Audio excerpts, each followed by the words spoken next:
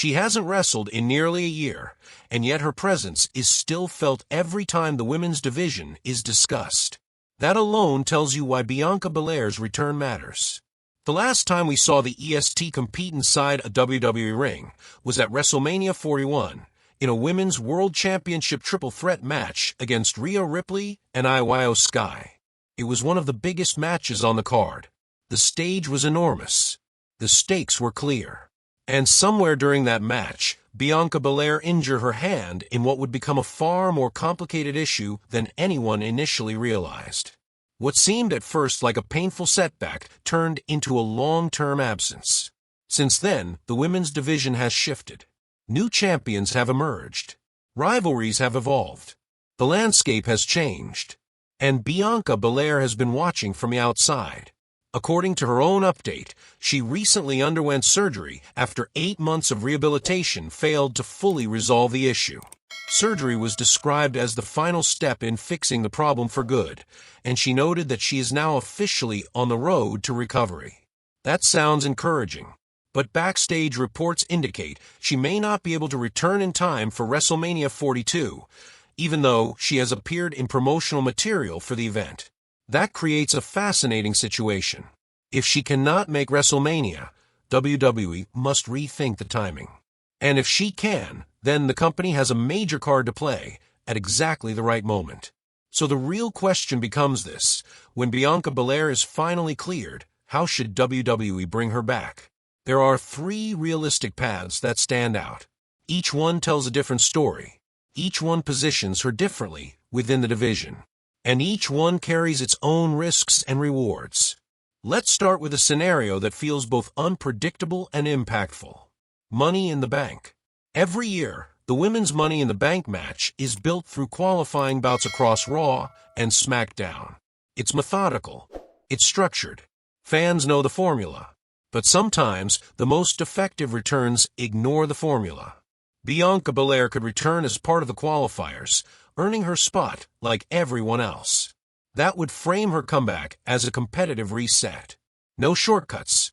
No special treatment. Just a former champion proving she still belongs. There's credibility in that approach. However, there's another option. WWE could hold her off television entirely and reveal her as a surprise entrant on the night of the premium live event itself.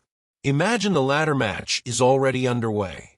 The crowd believes all competitors are accounted for. Then Bianca's music hits. It would not need to be dramatic or exaggerated. The reaction would come naturally. She hasn't competed in nearly a year. Fans have waited. The absence would do the storytelling on its own. From a booking perspective, this would immediately re-establish her as a major contender. Even if she didn't win the briefcase, simply competing at a high level in that environment would remind viewers of her physical presence and athletic ability. If she did win, that opens another layer of intrigue. The Money in the Bank contract is about timing and opportunity. After a long injury layoff, it provides flexibility. WWE wouldn't need to rush her into a championship match. The contract allows her to choose the moment. It's a smart device for someone returning from surgery. But there's also a risk. A ladder match is physically demanding. After a complicated hand injury, putting her straight into that type of match may not be ideal. Even if she's medically cleared, the optics matter. The company would have to weigh spectacle against long-term health. Now, if Money in the Bank feels too soon, there's another tournament that could make even more sense. Queen of the Ring. Bianca Belair has never won that crown. In 2024, she made it to the semi-finals before losing to Nia Jax, who went on to win the tournament. There's unfinished business there. Tournaments are powerful storytelling tools. They allow momentum to build over multiple weeks. They give returning stars room to reintroduce themselves gradually instead of in one explosive moment. If Bianca entered Queen of the Ring, she wouldn't just be returning. She'd be pursuing something she's never achieved. That matters. A dominant tournament run would reframe her not as someone coming back from injury, but as someone reclaiming her place at the top of the division. And the reward for winning Queen of the Ring is typically a championship opportunity at SummerSlam. That timing could be ideal. It provides enough runway for her recovery. It builds anticipation. It allows the division to adjust around her presence rather than react instantly. There's also symbolism in it.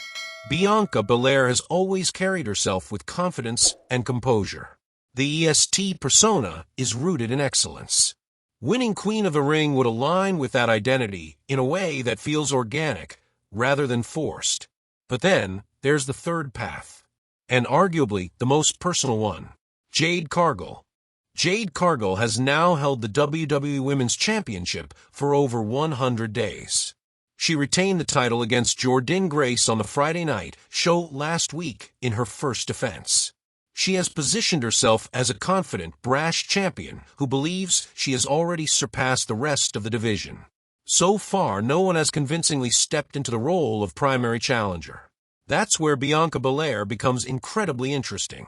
The two share history as former tag team partners. There is built-in tension. There are shared accomplishments. There is respect, but also competitive pride.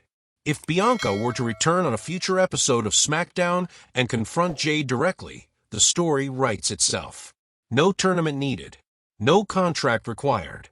Just two elite athletes standing face to face.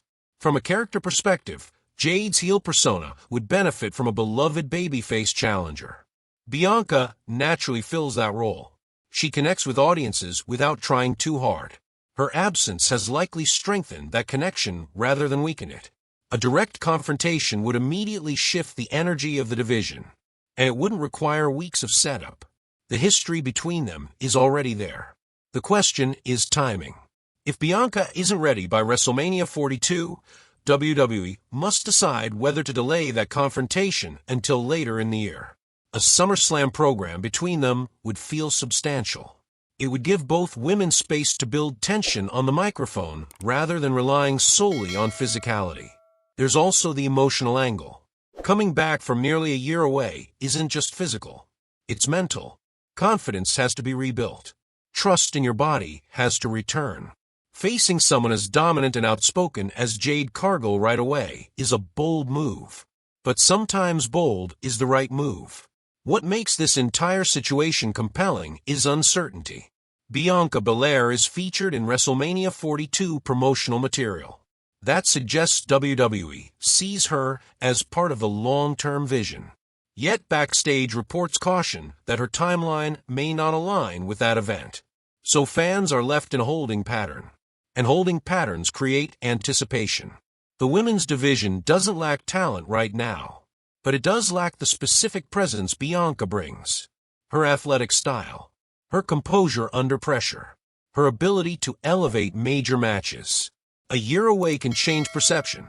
Some stars return and feel exactly the same. Others return and feel refreshed, almost reintroduced to the audience.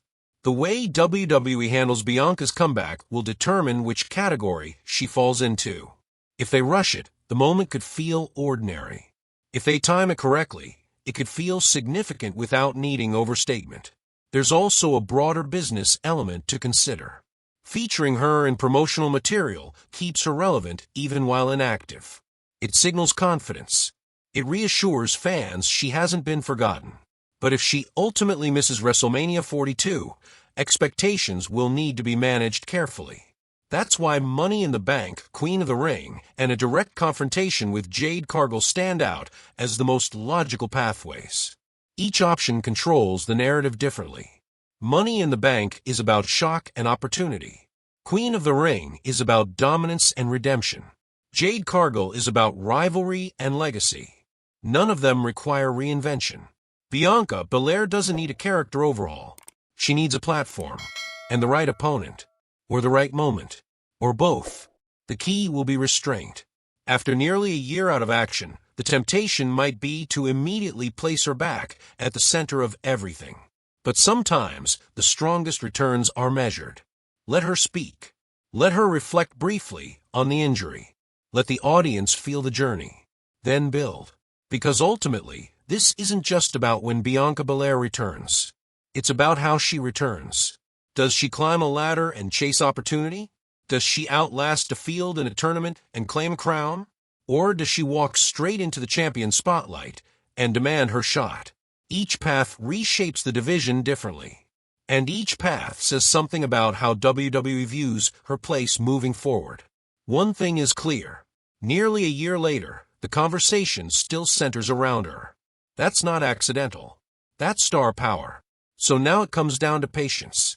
If you were booking this comeback, would you prioritize the unpredictability of Money in the Bank, the steady build of Queen of the Ring, or the immediate intensity of Bianca Belair versus Jade Cargill for the championship? Let's have that discussion in the comments.